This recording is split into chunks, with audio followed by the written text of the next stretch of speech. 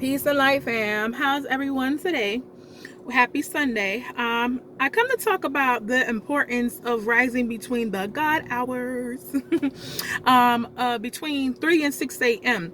You have some that will say between 4 and 6 a.m., but it's really anywhere in between 3 and 6 a.m. And I've had lots of people ask me, why are these hours, so important that I choose to wake up between these specific hours, and what things do I do between there, and so on. So I thought I would talk about it. Between 3 and 6 a.m. is known as the God hours, and almost, at least in a lot of religions, if you go back and you read, you will see that there's a point where the God in that particular religion woke up early hours in the morning and went and prayed or meditated or did some form of spiritual work. These hours are very powerful. They are when our spiritual connection is at its highest with source. Excuse me. These hours are extremely important, and they're hours where because we're so connected to source, that in that time our manifestation is a lot easier. And usually the world is more quieter at that time, as well as most of our households, because most people usually in the average household are sleeping during that time. So it's a lot more easier for us to go into solitude and get in tune within. So I've had many people ask me why I wake up during these hours and what are things that I do. So I thought I would tackle these questions in this video. The reason why I wake up during this particular time between 3 and 6 a.m. is because if you wake up only during enough time to jump and get ready to go to someone's job and get your kids ready for school, what are you pouring into yourself? In order for you to be the best mom that you can be, in order for you to be the best individual you can be, in order for you to be the best wife or best husband that you can be, or best father, or whoever, best employee at your job, best employer, you must first begin every day with you, boo. Seriously. And when you do that, start your day off pampering yourself or working towards your own goals, you are a much better person to take on your day and to give the best version of yourself, or at least much better, closer of it, to the rest of the world. So I'll give you guys some things that I do. The first list that I'm going to name is things that I do every single morning upon rising between these spiritual hours. And then I'll let you know the things that I select from between there, depending on what my spirit tells me I need to do during that day. I do different things each morning depending on whatever my spirit tells me that I need to do for that day for myself. So here's a few things that I do every morning. One is I give thanks for rising. Like I'll hug myself, I'll smile, I'll tell myself I love you. Self-love and self-care is so important. We want everybody else to say I love you and show their affection toward us, but we don't even do that to ourselves. We must, the world is looking at our example of how we treat us in order for how they're going to treat us. And, self-love is an internal job. It's not something that someone else is supposed to fulfill without. Another thing I do, of course, hygiene, is I brush my teeth and wash my face. I drink room temperature water. The average holistic practitioner will tell you to drink at least a glass of water a day upon rising. However, for me, that is not enough. I am a huge H2O drinker. And for me, when I wake up after, 8 hours or so of not drinking anything, my body is completely dehydrated. My mouth feels like cotton. And so for me, I need at least about a liter plus of water when I first wake up in order to quench my thirst and feel satisfied. So whatever best works for you, find that and do that. And also drinking water in the morning too helps you to basically digest, what was processed while you were sleeping and everything else. Another thing I do is visualization and meditation. I might just do a whole video on visualization because that's important. It has many steps to it within itself. But both of these things are very powerful for, getting yourself centered in your mind. I also go over my goal. I have a goal board at home. And it's like a big, huge dry erase board where I write down all my goals. I have my goals listed for like the next, what I want to accomplish this year, down to my to-do list for each particular day. and so on. I'll go over it every day to read what goals I have that I'm supposed to do, to keep my mind focused on what it is that I have set to do. Out of sight, out of mind. If we just sit here and we say we have a goal, but we're not reading it every day, we're not writing about it every day, we're not forced to look at it every day in the face, we're not taking action steps toward it every day, we're going to lose sight of that goal. Pretty soon you're going to realize years have gone by and you are nowhere near that goal, like, because you have not been focusing on it. So yeah, and I edit that list or do whatever I need to do, erase, write new things or whatever, or just even read it. Also, what I do is affirmations. Very intense affirmations too. I'll look in the mirror sometimes I don't. But when you say your affirmations, you want to say them with belief. Even if you don't believe them, that's okay. That's why it's an affirmation. You wouldn't need to make it an affirmation necessarily unless it was something that you needed to work on. And sometimes it may be something that you already believe. But regardless, you want to say it, even if you don't, with belief and feel it. I also set and speak my intentions for my day. Very important. You definitely, our tongue is very powerful. You want to speak your day into existence, upon rising. At work, I got hiccups like crazy. Work on something during this time that is a major goal for me and or something I love and feel my spirit to do. Anything that could be. Example is write music, poetry, or quotes, study, watch videos, or find stuff on topics or things that I want to improve or grow in. Whatever that may be for you, do that during this time.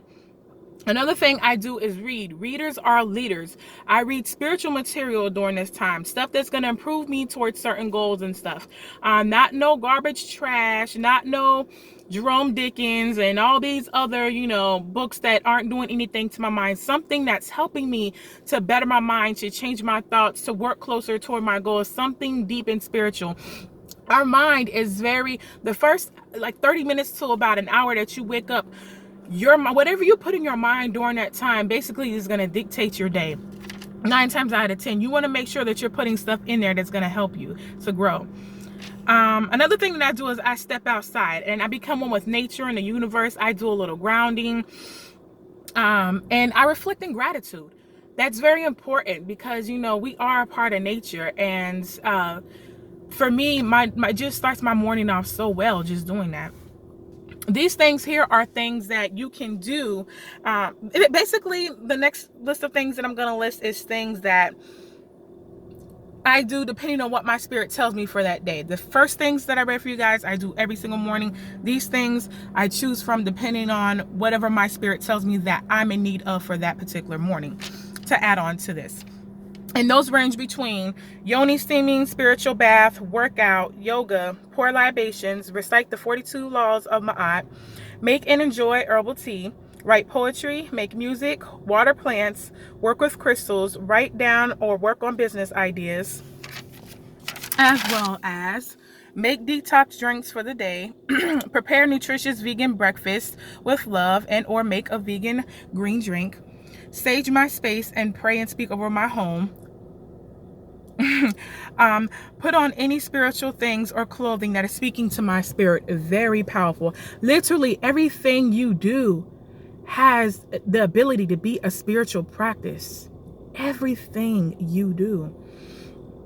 Another thing is sit quietly with paper and pen and get in tune with my higher and divine self. Listen as she speaks and takes notes on things that is coming to my awareness during this time.